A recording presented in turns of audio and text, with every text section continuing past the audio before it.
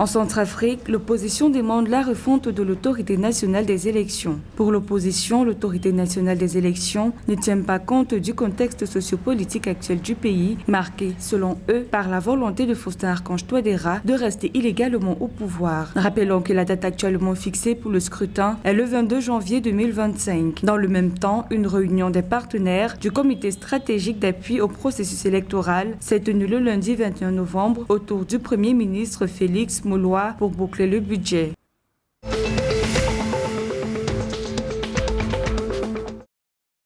En République démocratique du Congo, près de 2000 nouvelles recrues ont quitté le lundi 21 novembre 2022 la ville de Mbouji, Mayi, pour suivre une formation militaire à Kinshasa. D'après le lieutenant-colonel François Chungul, chargé de recrutement à la 21e région militaire, ces jeunes hommes et femmes ont répondu favorablement à l'appel lancé par le chef de l'État. Cet appel visait notamment à enrôler les jeunes citoyens dans l'armée pour aider le pays à faire face aux défis sécuritaires auxquels il est confronté, notamment la guerre dans sa partie orientale. Pour le lieutenant-colonel François Chungul, l'objectif est d'avoir 4000 nouvelles recrues.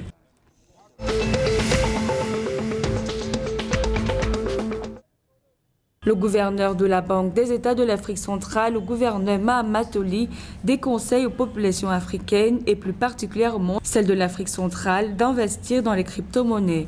Pour l'autorité, ces actifs spéculatifs sont très risqués, avec notamment le Bitcoin qui a perdu plus de 70% de sa valeur depuis le début de l'année 2022. Le gouverneur Mahamat Ali a également indiqué que la crypto-monnaie demeure une monnaie non reconnue dans l'espace CEMAC.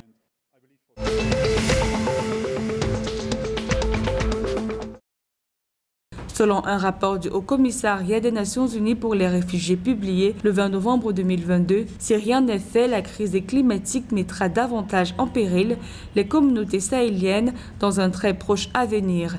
Les inondations, les sécheresses et les vagues de chaleur extrêmes vont compromettre l'accès à l'eau, à la nourriture et aux moyens de subsistance et augmenteront le risque de conflit, indique le rapport. À terme, cette situation contraindra davantage de personnes à fuir leur foyer selon l'institution onusienne.